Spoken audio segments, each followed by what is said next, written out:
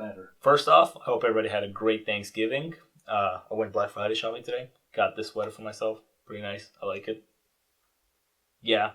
So, if you couldn't tell by my switching of the Justice League poster to the Knives Out poster, today we're doing a review for the Rian Johnson written and directed movie Knives Out. And before we fully get into review, make sure to like, subscribe.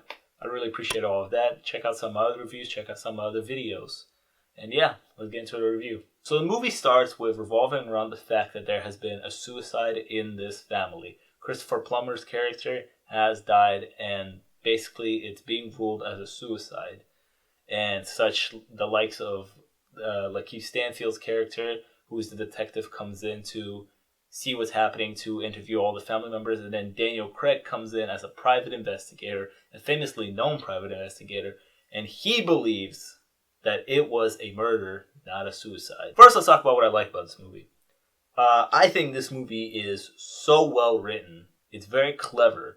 And that's why I think a lot of murder mysteries have to kind of do well. I mean, if you're going to do a murder mystery, or if you're going to do a mystery of any kind, it has to be well written so the audience don't see the big twist or where the thing is going. So you always keep them captivated, and that mystery aspect always remains. And I think Rian Johnson did a fantastic job with writing this mystery. There's a lot of twists and turns, and kind of it keeps you guessing until the very end. What I love about the movie is it really has a stylistic choice of the way it's filmed, the set designs and everything with that. It really feels like a very classic murder mystery movie. It takes place in this big mansion with this rich family. Who did it? The house is actually, in a way, kind of very old, but mixed in with modern day. I mean, they even make a reference in this movie that this house looks like a clue board. And from the trailers, what I got from it was, I knew that this was going to be a very stylistic movie with the choices of the shots and everything. Like I said, the set designs, everything like that. And it really committed to that. And you really it really took you back, and you really got that feeling of a good old murder mystery / whodunit. Now let's talk about the amazing cast, because holy crap, is it an amazing cast. Like I said, this cast features the likes of Daniel Craig, Chris Evans, Ana de Armas, sorry if I'm mispronouncing that, Lakeith Stanfield, Jamie Lee Curtis, Christopher Plummer, Catherine Langford, and so many other characters. There are 3 characters I want to talk about that I think were fantastic. First of all, Ana de Armas. Her character was great. If you have to pick one character out of this whole group that you're like, who does the movie revolve around? Who would be the main character with the most screen time? It would have to be her, and she does an amazing job with the screen time that she's handed, the big role that she's handed in this big ensemble of characters that Rian Johnson has assembled. And like I said, she does an amazing job.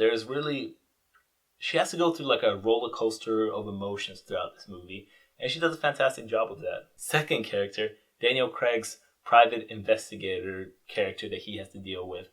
First of all, he has an accent. He has like this southern accent. And at first, you're thrown away by it. Because it's coming out of Daniel Craig's mouth.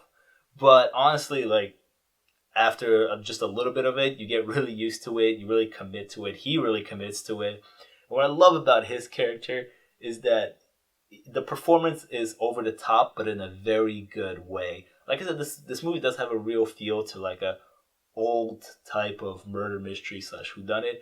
And Daniel Craig's character just adds to it. He like that one scene where he's like sitting in the dark.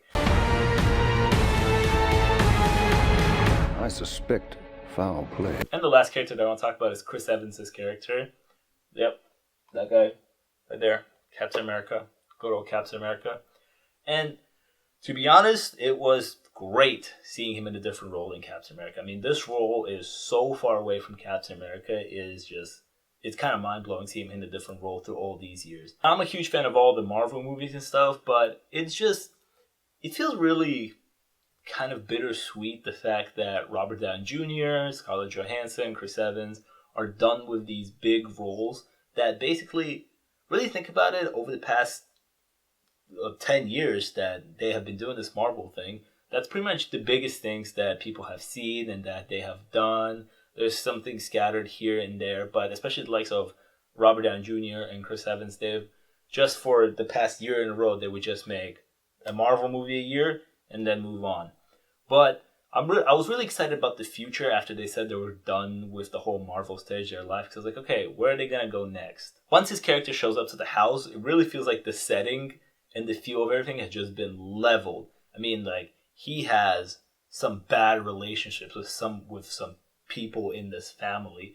And it's so funny. It's hilarious. He does an amazing job with all the jokes that he has to do and all deliver.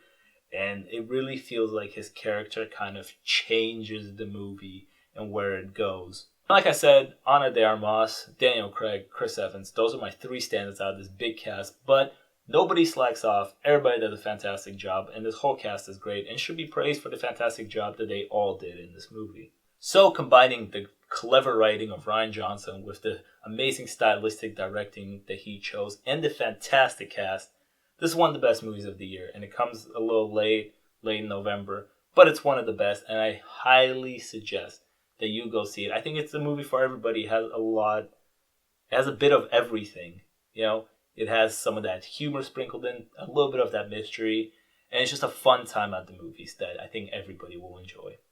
But now, let's get to the spoilers real quick, so I want to talk about that ending real quick.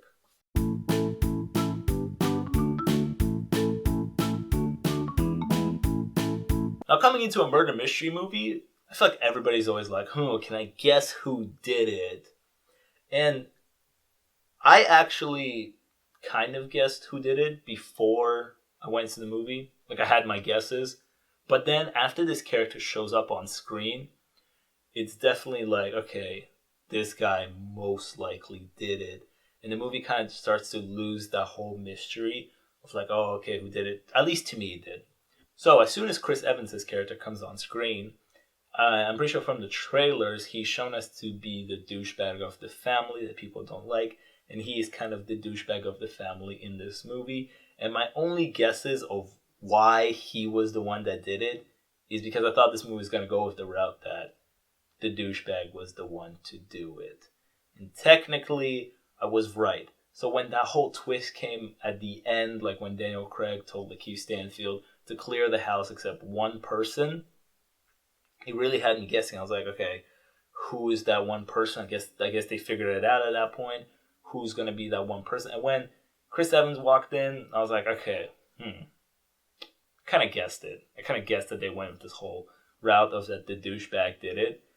But what really kept me at the edge of my seat and guessing and twisting and turning was Daniel Craig's character explaining and laying it all out at the end of how the events went down. I mean, it goes all the way back to the fact that Christopher Plummer's character was going to leave all the fortune to Ana de Armas' character, and Chris Evans wasn't happy with that, so he went to go frame her, which didn't work out in his favor, and then Christopher Plummer's character decided to commit suicide wrongly, too, because he could have survived, but he just listened to her. But he was so dramatic that he basically did it, but also to protect her, you know, because he knew that he was leaving the fortune to her, and that if she was convicted of murdering him, none of the fortune would go to her. It would go back to his family that he, at the end of the day, honestly seemed to kind of not hate, but he was like, okay, my fortune, you guys have been using it. Like, I love you guys, but you have been abusing my fortune.